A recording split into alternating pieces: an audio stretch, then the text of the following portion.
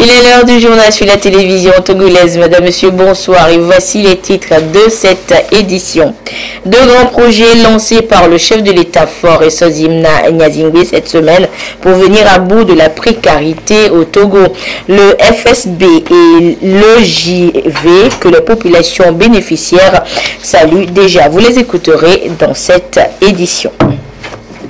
Et dans la sous-région, c'est la lutte contre la sécheresse, la désertification pour assurer la sécurité alimentaire qui a réuni les chefs d'État et de gouvernement à Niamey au Niger. C'était pour les 18e assises du SILS. Le chef de l'État Faure Esozimna Nyazingbe y était représenté par le Premier ministre Komiselom Klassou. Voilà pour les titres, une fois encore, bonsoir.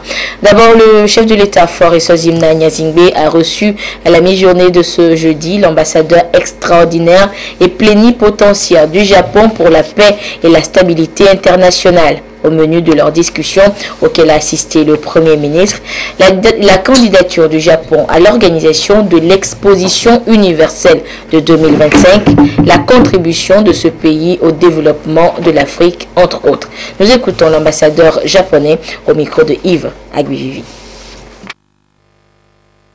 J'étais ambassadeur du Japon à Togo il y a 5 ans et je suis revenu. Et je suis ému d'être ici, de voir le nouvel aéroport et le développement. Et tout ce que j'ai parlé avec son Excellence il y a 8 ans. Les projets se sont bien réalisés.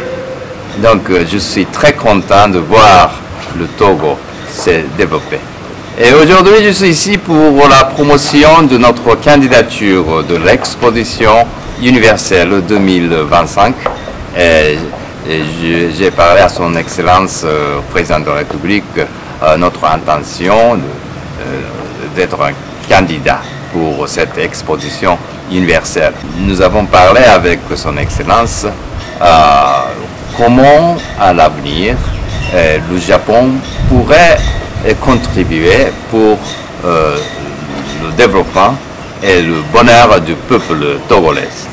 Et surtout, l'an prochain, ce serait une autre année de TICAD, notre conférence de partenariat entre le Japon et l'Afrique.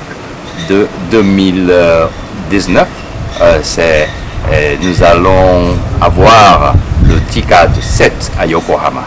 Donc, j'ai sollicité la bonne considération à son Excellence d'y participer.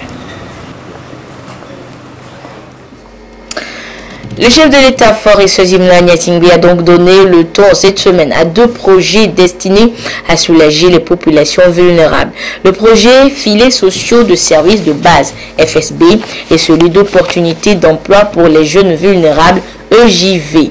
Et c'était à Yaka dans le Doufelgou. Une idée géniale car avec toutes leurs composantes, ces projets vont permettre d'offrir un mieux-être aux couches vulnérables de la société qui d'ailleurs expriment déjà leur satisfaction et attente. C'est au micro de Nestor Mozo. Avec l'exécution du FSB, projet filets sociaux et services de base, et de EJV, projet d'opportunité d'emploi pour les jeunes vulnérables, ce sont des réponses qui seront trouvées aux besoins des populations. Le projet FSB a plusieurs composantes. La deuxième composante comporte un volet concernant les cantines scolaires. 38 000 élèves de 164 écoles sont concernés. À cela s'ajoutent les 34 000 élèves de 140 écoles qui bénéficient déjà du programme cantine scolaire. L'école primaire publique de Yaka est l'un des établissements déjà touchés par ce programme. Parents d'élèves et enseignants de cette école sont unanimes. La cantine a boosté l'effectif des élèves et les taux de réussite. Lorsqu'il n'y avait pas de cantine dans notre école, nous connaissions les difficultés suivantes. Un faible taux de fréquentation de nos enfants à l'école, des irrégularités enregistrées parmi ceux qui arrivaient parce qu'ils n'avaient pas de quoi manger à midi dès le retour de l'école. Avec l'avènement de la cantine, elle a amélioré la fréquentation de nos écoliers qui passent de 346 élèves en 2014 à 630 élèves en 2018. La cantine dans notre école a eu un impact très positif sur l'enseignement. Actuellement, pour les 2 dernières années, 2015-2016 par exemple, 2016-2017, on a 100% au CPD. Et dans les classes, le pourcentage va de 96,83 à 98. Donc c'est déjà un impact très important pour nous. Monsieur le Président de la République, merci pour avoir pensé à nous. Le projet EJV mise beaucoup plus sur les activités génératrices de revenus, le volontariat communautaire et la formation. Les VEC, volontaires d'engagement citoyen, y trouveront certainement leur compte, comme Abo Polonia. Il fait partie de la première vague envoyée dans la région de la Kara. Il se réjouit de sa situation actuelle grâce à son enrôlement dans les VEC. Je suis patron en menuiserie en ligne. Après le travail de 4 mois de volontariat, l'ANANDEF m'a appelé pour m'appuyer en me présentant mes kits de travail qui s'élèvent plus de 800 000 francs. Pour cela, j'avais peur, mais je pensais que c'est moi-même qui dois les compléter. Bah, il me dit que bon, je vais payer seulement que 200 000 francs. Et de là, on m'a remis les kits. Et je l'ai pris. Et je me suis installé. Présentement, j'ai engagé 4 personnes. Je remercie beaucoup pour le soutien que notre papa, l'excellence président, qu'il a fait pour nous. Les cibles du projet EJV sont les jeunes âgés de 15 à 35 ans en situation de pauvreté ou de vulnérabilité issus de 200 villages dans 150 cantons à travers le pays. 14 000 jeunes vont bénéficier de ce projet. En procédant au lancement des projets filets sociaux et services de base et celui ayant trait aux opportunités d'emploi pour les jeunes vulnérables, le chef de l'État fort et Sezimna Nyazingbe renforce les mécanismes dans l'amélioration des conditions de vie des femmes et des jeunes. Il s'agit pour les plus hautes autorités de redynamiser le soutien de l'État aux couches les plus vulnérables et de promouvoir l'emploi des jeunes.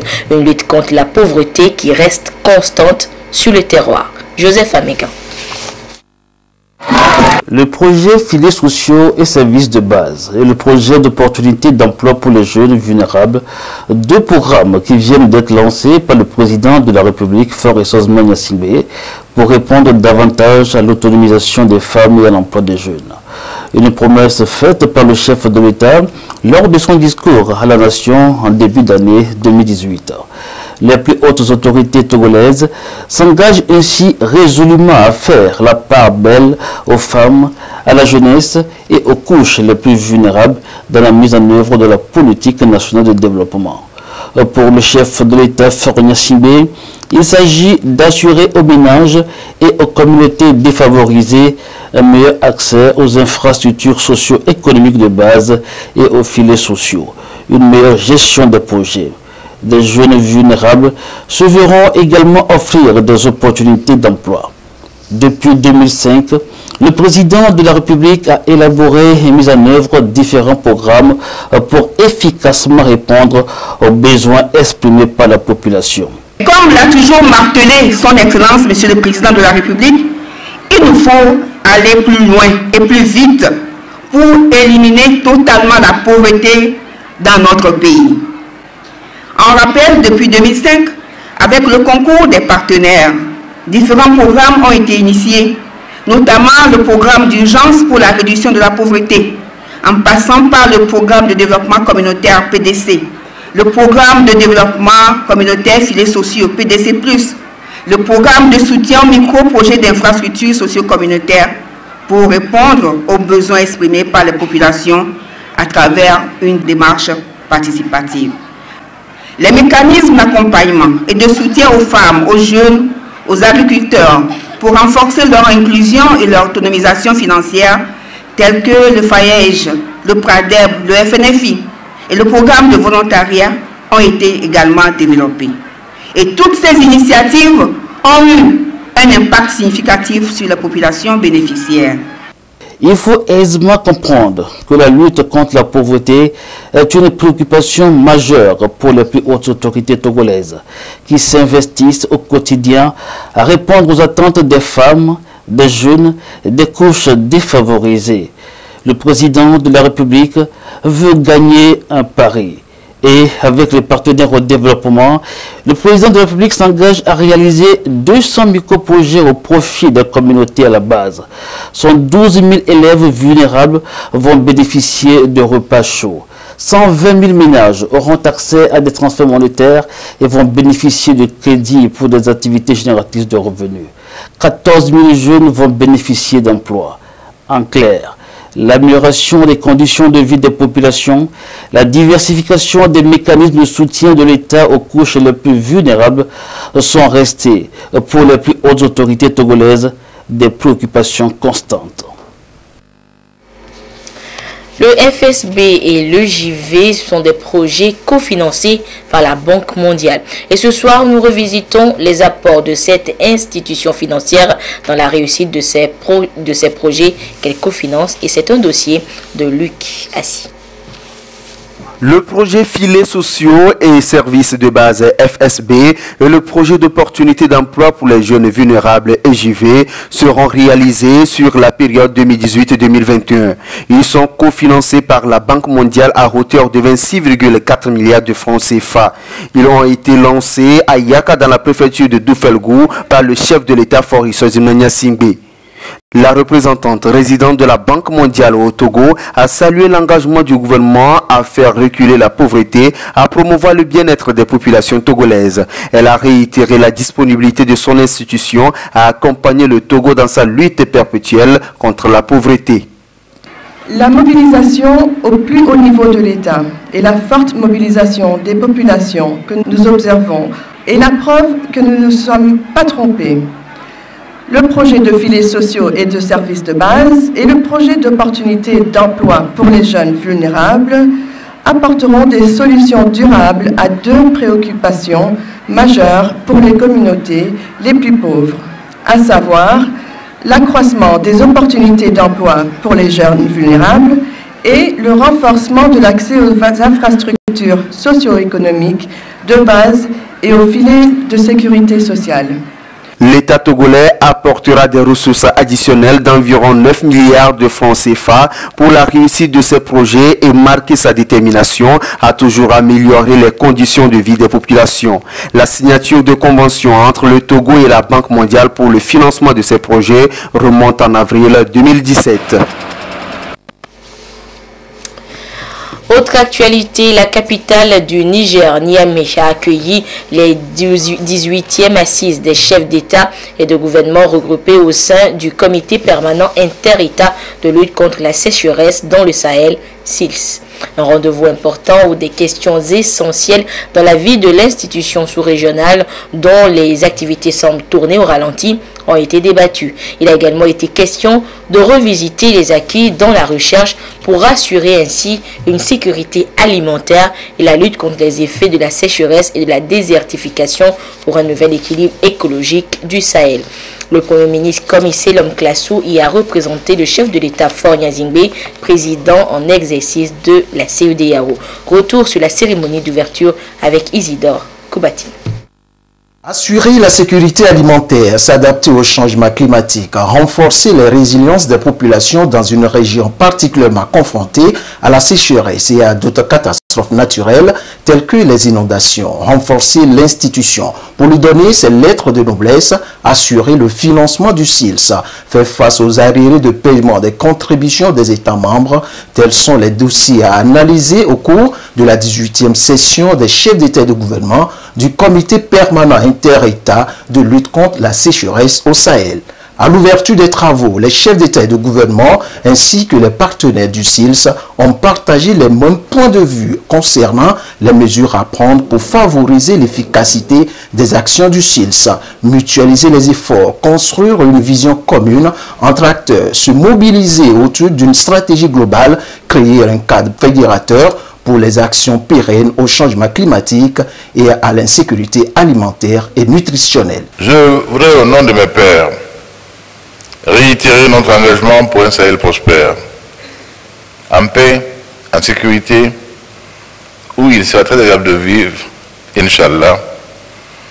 Nous demeurons convaincus que les actions engagées, notamment avec le concours de nos organisations intergouvernementales, telles la CEDEAO, merci M. le Président, fort, l'UEMOA, notre SILS, et plus récemment le G5 Sahel, permettront à très court terme de concrétiser de manière significative les efforts de lutte contre le terrorisme et la criminalité transnationale.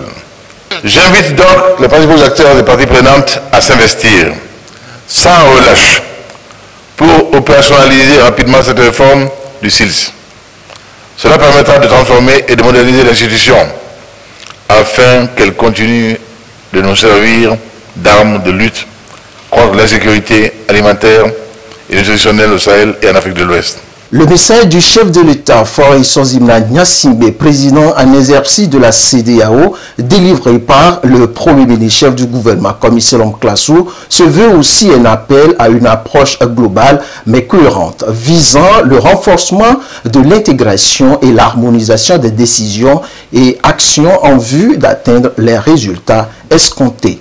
Je voudrais, en ma qualité de président en exercice de la CEDEAO, saluer les actions entreprises par les différents comités dans ce sens et les encourager à poursuivre dans cette démarche pour atteindre les résultats escomptés. Je puis leur assurer de tout mon soutien et de celui des services compétents de la CEDEAO, car il en va de la survie de notre espace commun. Concernant le développement agricole, et particulièrement le volet sécurité alimentaire et nutritionnelle, on note dans l'espace CEDEAO-SILS que la campagne agropastorale est mitigée, affectant ainsi la situation alimentaire et nutritionnelle de millions de personnes de notre espace. Comme nous le savons tous, la question agricole est multidimensionnelle. Elle présente des fonctions multiples, à savoir alimentaire, sociale et économique. Or, dans le même temps, l'activité agropastorale se trouve confrontée aux aléas du changement climatique qui se manifestent de plus en plus par l'intensité croissante des épisodes de sécheresse et des inondations, voire des démarrages tardifs et ou arrêt précoce des précipitations. Tout ceci désorganise les producteurs et constitue des causes majeures de vulnérabilité. C'est en cela que je salue les efforts de notre institution commune, le SILS, qui est un cadre où l'on prône le développement d'une approche globale mais cohérente face au changement climatique afin de renforcer la résilience de nos laborieuses populations et garantir la sécurité alimentaire et nutritionnelle, vecteur du développement inclusif et durable. Tout ceci pose le problème de la maîtrise de l'eau. C'est dans cette dynamique et dans le cadre d'une coopération sud-sud, le Togo et l'Égypte développent au niveau de notre pays des centres de formation en matière de maîtrise de l'eau en faveur des jeunes et des femmes en milieu rural. Au-delà des efforts déployés pour améliorer la production agricole, les États du SILS doivent aussi travailler à garantir les conditions de paix, de sécurité et de libre circulation des personnes qui sont des préalables indispensables au progrès et au développement durable de la sous-région. Le bonheur de nos populations n'est pas tributaire seulement de la productivité agricole. Il est question aussi des conditions de paix et de sécurité, ainsi que de la libre circulation des personnes et des biens dans notre espace. Je profite de cette tribune pour exprimer notre solidarité et celle de la CEDEAO aux pays amis victimes des actes de terrorisme et de violence. Mais au-delà de ces pays, ce sont tous nos pays qui sont aujourd'hui menacés par ces actes indignes qui mettent en mal la paix, la sécurité et la stabilité, éléments essentiels pour le progrès et le développement durable de notre sous-région. C'est pourquoi la CEDEAO, par ma modeste voix, se félicite des résultats positifs enregistrés par la force multinationale mixte du bassin du lac Tchad dans la lutte contre le groupe terroriste Boko Haram et des avancées considérables réalisées dans l'opérationnalisation de la force conjointe du G5 Sahel pour lutter contre le terrorisme dans le Sahel.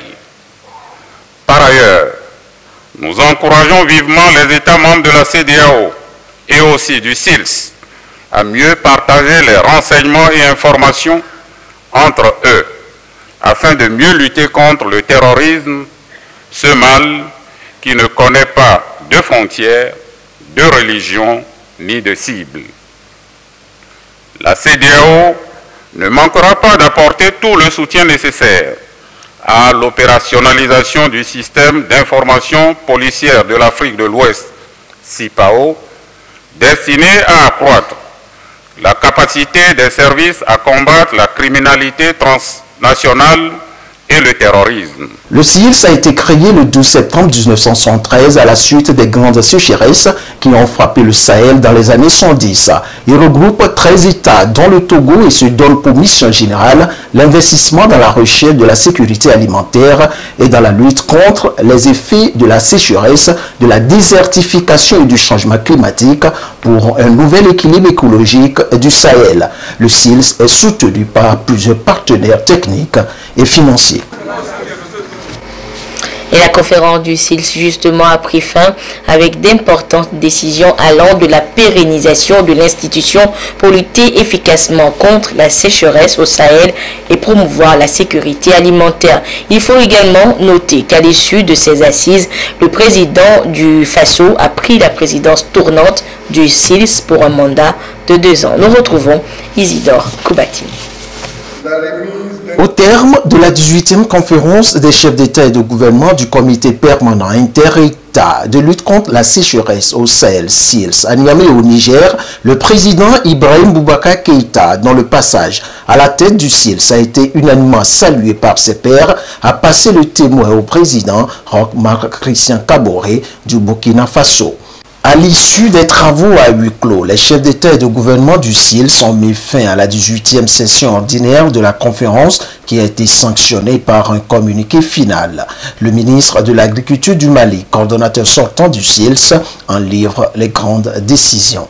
La conférence remercie son Excellence, M. Issoufou Mahamadou, président de la République du Niger, chef de l'État, l'accueil chaleureux et l'hospitalité réservée aux délégations, ainsi que la bonne organisation du sommet.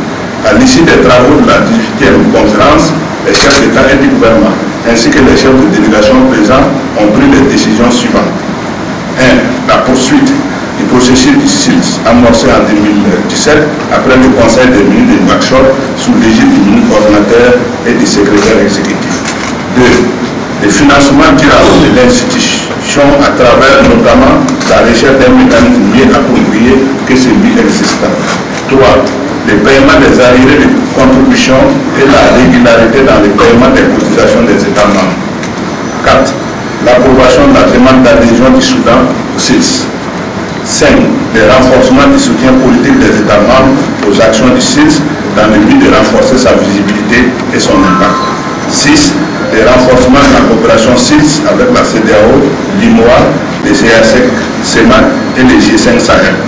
La conférence remercie et félicite son Excellence M. Ibrahim Boubacar Keïta, président de la République du Mali, président en exercice son temps du SILS pour le travail accompli.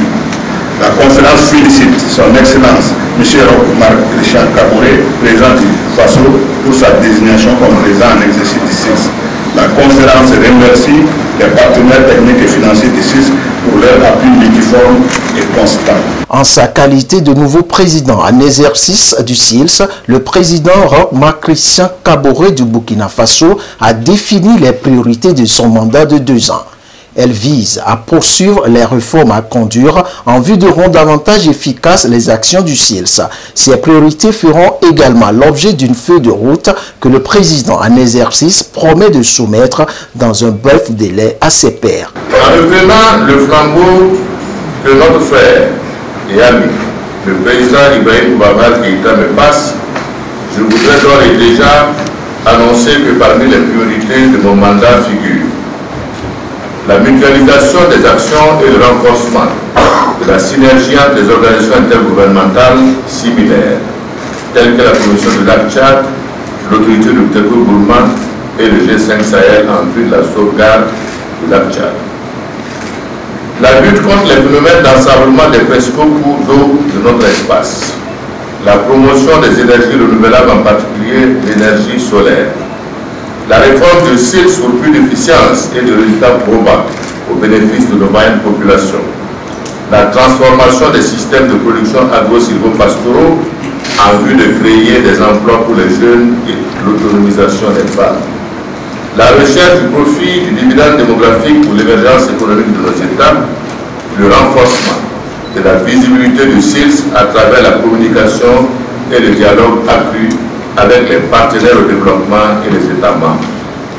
Toutes ces priorités feront l'objet d'une feuille de route que je me ferai le devoir de porter à votre connaissance au temps opportun. L'admission annoncée du Soudan lors du sommet de Niamey porte à 14 le nombre de pays membres du SILS. Sur le plan national, sachez que c'est le colonel Apollinaire Essodena Kadanga qui est le nouveau responsable de l'école de formation des officiers des forces armées togolaises et Foufat de Pia. Il remplace à ce poste le colonel Pacha Yodé, appelé à d'autres fonctions. Nestor Mozo pour le résumé de la cérémonie de passation de commandement présidée par le chef d'état-major général des FAT. Suivez.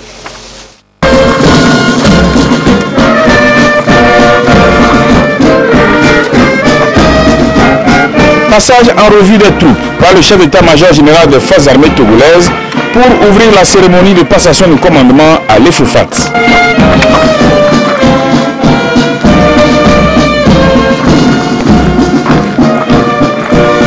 Par arrêté pris le 8 janvier 2018, le colonel Apollinaire Essodena Kadanga a été nommé à la tête de l'école de formation des officiers des forces armées togolaises.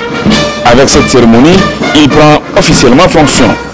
Présentez 1.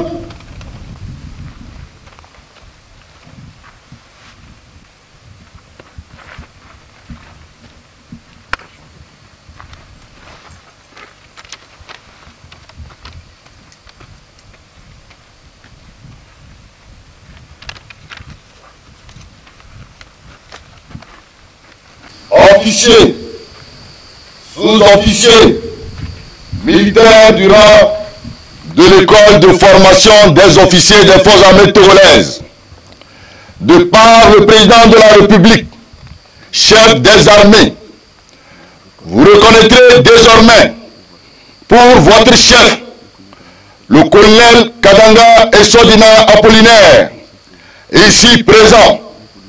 Vous lui obéirez pour tout ce qu'il vous commandera, pour le bien du service, l'exécution des règlements militaires, l'observation des lois et le succès des armes du Togo.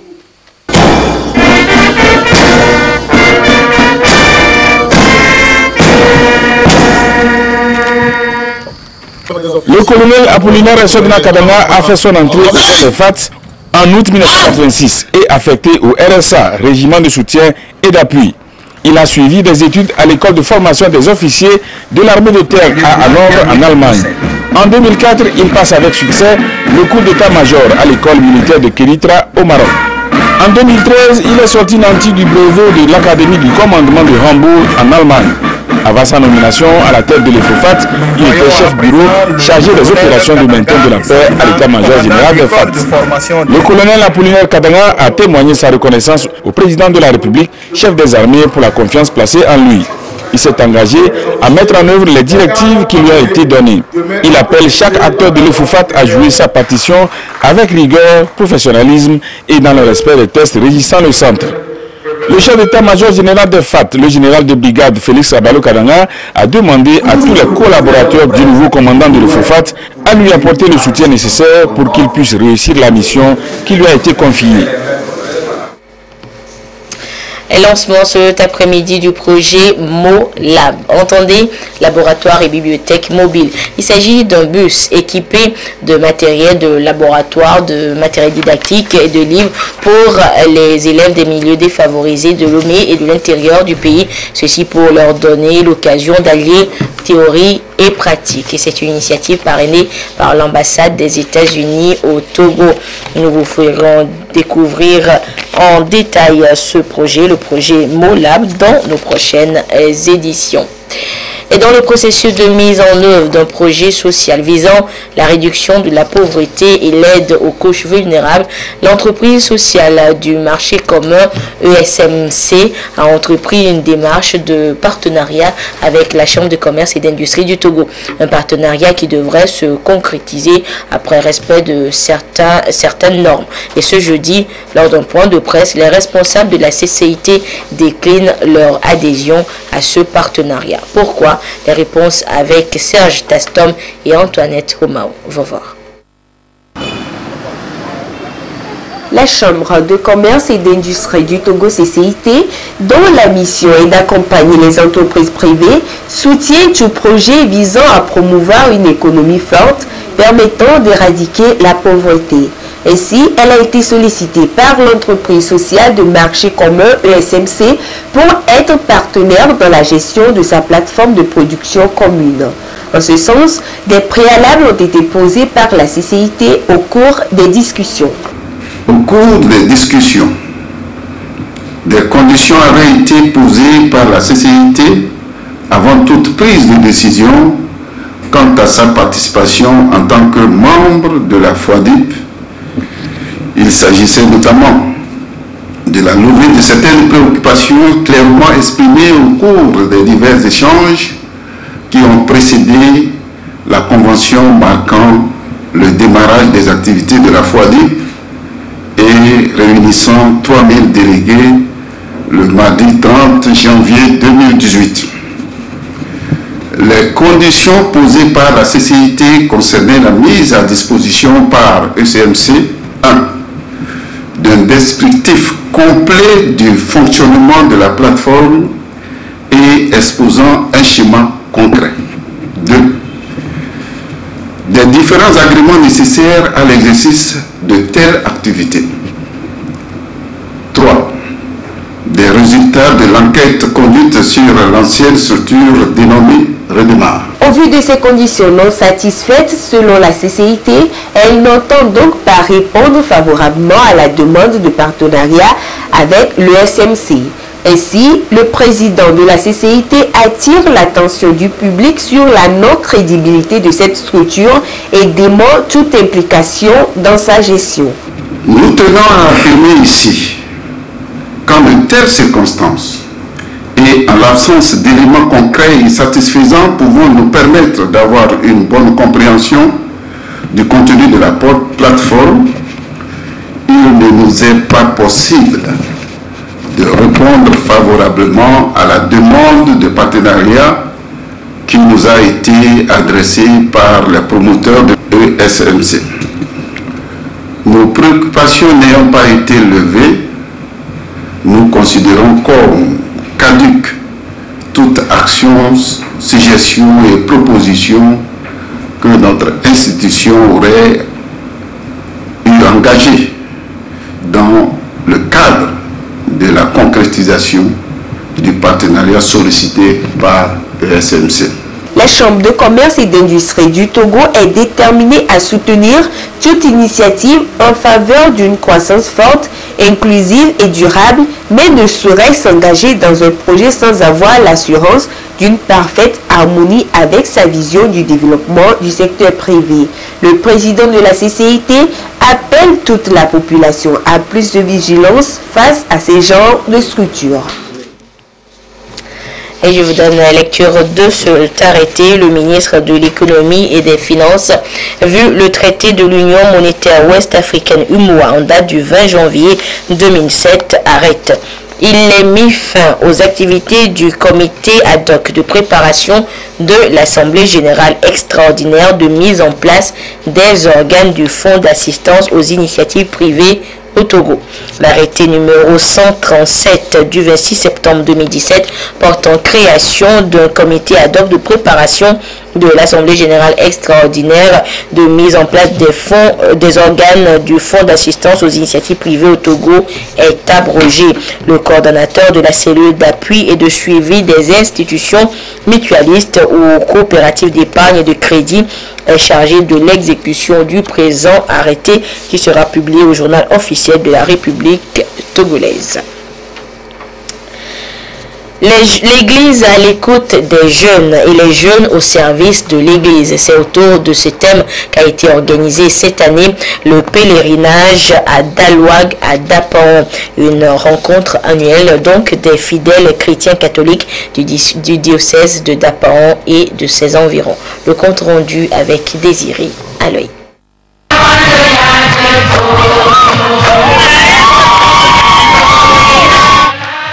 L'Église à l'écoute des jeunes et les jeunes au service de l'Église, thème global retenu ici pour le pèlerinage annuel de Dalouag. Une rencontre spirituelle des fidèles catholiques du diocèse de Dapan et d'ailleurs, parmi eux l'évêque et les autres autorités pour louer Dieu et le remercier pour sa grâce. Sous la protection de Maria Goretti, mère protectrice céleste du diocèse de Dapan, les milliers de pèlerins ont répondu à ce rendez-vous annuel de Dalouag.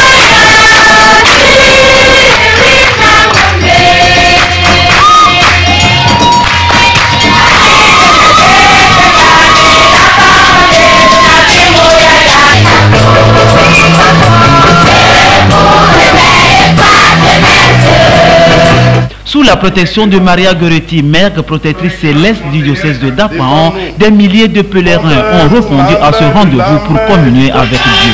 Un rendez-vous pour ensemble méditer la parole de Dieu. Monseigneur Dominique Dudil, se référant au texte biblique retenu et tout en demandant au Créateur de protéger sa créature, a exhorté les fidèles chrétiens à être des messagers de paix. Le diocèse a pris l'engagement cette année de se mettre vraiment à l'écoute des jeunes, à l'écoute de leur joie, à l'écoute de leur peine, à l'écoute de leur souffrance, mais aussi à l'écoute de leur espoir, pour les amener à mieux connaître Jésus, pour les amener à discerner les signes de la présence de Dieu dans leur vie, les amener progressivement à connaître Dieu, à l'aimer et ensuite à se mettre à son service en servant les hommes et les femmes, leurs frères et leurs sœurs.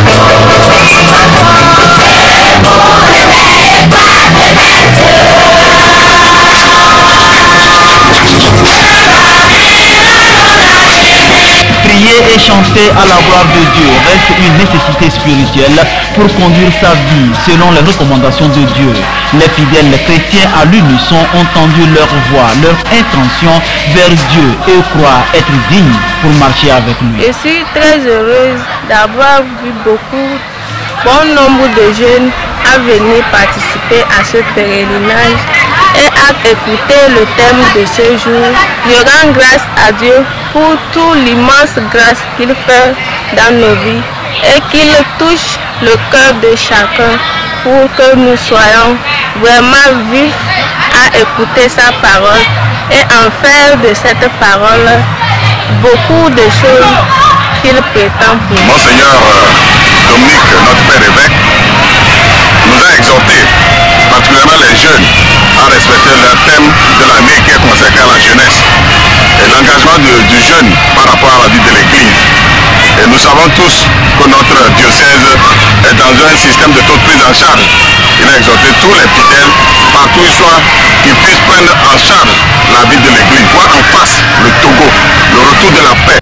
C'est comme la Vierge Marie qui est toujours disponible, disposée à être au service de l'Église, qui est toujours au service de l'Église, qui nous écoute et qui transmet à son Fils tous nos demandes. Le pèlerinage de Dalouag, édition 2018, rentre dans l'histoire. Les fidèles chrétiens pèlerins repartent confiants que la marche avec Jésus reste la seule voie de réussite, en suivant donc les pas du Père Céleste qui a tant aimé l'homme créé à son image. Rendez-vous pris premier samedi de février 2019.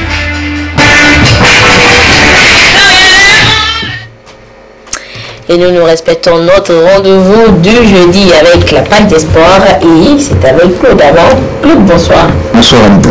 Et Claude, le Comité national olympique du Togo par le biais de l'Académie nationale olympique a organisé hier à Lomé une session de formation et ceci à l'intention des femmes du milieu sportif togolais.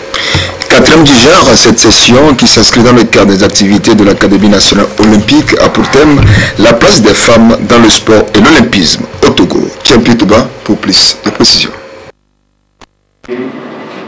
La place des femmes dans le sport et l'olympisme au Togo. Tel est l'intitulé du thème retenu pour cette quatrième session annuelle de formation à l'intention des femmes des milieux sportifs togolais. Une session organisée depuis 2011 par le Comité national olympique du Togo en vue d'inciter les femmes à s'impliquer davantage dans les instances dirigeantes sportives du pays et de sensibiliser les hommes à cet effet. Et cette fois-ci, la formation sera axée essentiellement sur les voies et moyens pour faire éclore le sport féminin au Togo. Il faut qu'on s'affirme et c'est nous qui faisons les hommes et nous ne donnons pas la même éducation aux garçons et aux filles. Donc la fille se sent lésée ou bien se sent faible par rapport à l'homme et se dit qu'elle ne peut pas occuper un poste de responsabilité. Et je pense que s'il faut maintenant remédier à cet état de choses, il faut que nous donnons une éducation paritaire à nos deux enfants des deux sexes. C'est une question de confiance et peut-être d'organisation. C'est ce qu'on va leur apprendre à gérer pour pouvoir faire le sport.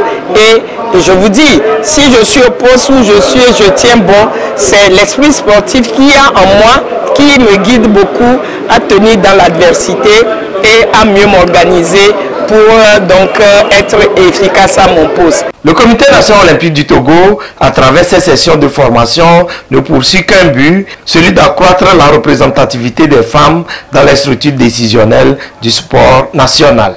Nous avons des femmes capables. On voudrait amener beaucoup de femmes à faire le sport. On voudrait amener, et spécialement en ceci concerne cette session, encourager les femmes à prendre des rôles de dirigeants en matière de sport. Ça, c'est l'objectif principal. Quand la femme gagne, c'est toute la famille qui gagne. C'est encore plus que l'homme. Et nous venons de lancer un appel vibrant à ces femmes de mettre une commission de sensibilisation afin que les femmes de demain puissent relever le défi du sport togolais. La quatrième session annuelle ainsi ouverte et fermée, le suivi des recommandations revient à l'Académie nationale olympique. Et Claude, du 26 mai au 9 juin prochain se déroulera à Toulon, en France, le Festival international des équipes nationales Espoir. Et notre pays, le Togo, y sera représenté. Pour la représentation digne de ce nom, une sélection des joueurs est en cours à travers des stages. Ce matin, les joueurs convoqués ont livré un match amical face à l'AS Auxerre au stade d'Agonivé. Résumé, Jean-Kofi et Dedi. Le Togo prend part au prochain Festival international Espoir de Toulon en France, le 46e du genre. La sélection nationale togolaise Espoir se prépare en conséquence. Elle vient de boucler un premier stage de 4 jours sous la direction du sélectionneur national adjoint Jean-Claude Abalo. C'est que ça ne va pas être facile là-bas parce qu'on va trouver des joueurs, joueurs qui ont déjà l'expérience de haut niveau. Donc c'est pour ça que nous on essaie d'anticiper dès maintenant avec les joueurs qu'on a vus en championnat qui répondent aux critères demandés. Pour l'instant, on a noté ceux qu'on a trouvés très bons. Et après on fera nos deux salles, mais c'est sûr qu'on a vu de très bonnes choses. C'est pour juger la forme de ces joueurs espoirs qu'un match de foot les a opposés à l'AS OTR, un club de première division. Un but partout, c'est le verdict de la rencontre. Sur ce match, ils ont bien travaillé. J'appréhendais un peu pour ce match parce que physiquement ils vont craquer. Mais non, en plus ils ont montré de bonnes choses. Mais à 0, se fait rattraper dans les arrêts de jeu. Bon, le score, c'était pas franchement l'essentiel pour nous. Notre but, c'est de mettre quelque chose en place parce qu'avec les joueurs, les jeunes, il faut du temps.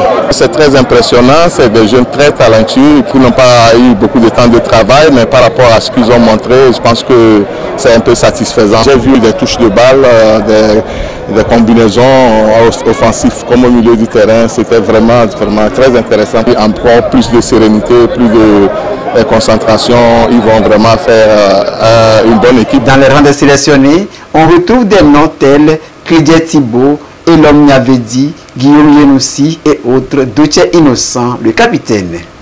L'équipe est ensemble, ça fait banalement 3-4 jours, donc on n'a pas pu faire beaucoup de choses, ce qui fait qu'on s'est débrouillé, tout le monde a joué ce qu'il peut faire. Donc, comme la date du démarrage du festival n'est pas encore arrivée, on a beaucoup de temps pour se préparer. 2 autres stages verront le jour pour parfaire le travail amorcé avant la compétition prévue du 26 mai au 9 juin 2018 avec 12 nations. Anita, avant de rappeler aux amis télésportifs qu'ils retrouveront Alfred Kolani et ses invités samedi dans Direct Foot, soulignons que l'AS Togo Port, notre représentante en éliminatoire allée de la Ligue des Champions, qui affrontera les Léopards de Dolésie du Congo-Brazza samedi, s'est entraînée ce matin à Brazza après son arrivée hier dans la capitale congolaise. Merci beaucoup Claude et on se retrouve jeudi prochain pour d'autres informations sportives. Et ce communiqué du ministre de la Communication pour finir dans le cadre de la tenue des élections présidentielles égyptiennes prévues courant mars-avril 2018. L'ambassade de la République arabe d'Égypte au Togo porte à la connaissance des acteurs de la presse togolaise intéressés par la couverture médiatique de ce scrutin et désireux d'avoir des informations supplémentaires sur les dites élections qu'une adresse internet a été créée à leur intention. Il s'agit du Cairo Press Center @gmail.com. Harcèlement sexuel des femmes, la parole est-elle libérée au Togo? C'est à cette question que vont tenter de répondre les invités de Lys Djamie ce soir dans l'émission Jeudi Femmes. À suivre à partir de 21h en direct sur la télévision togolaise et à 22h30, Prudence Zinsou se fera un plaisir de vous retrouver pour la dernière édition du journal. Merci de votre fidélité à la télévision togolaise. Au revoir. Thank